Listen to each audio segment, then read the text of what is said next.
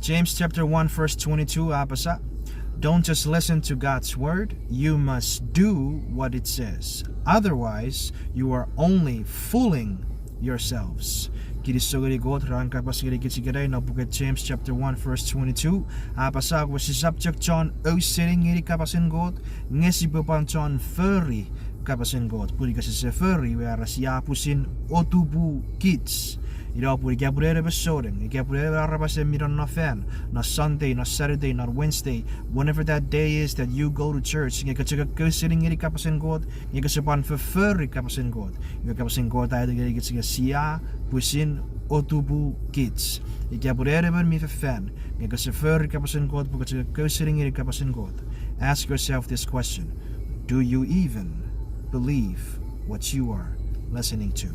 Do you believe in Jesus at all? Ikaw pagkatsa sitting.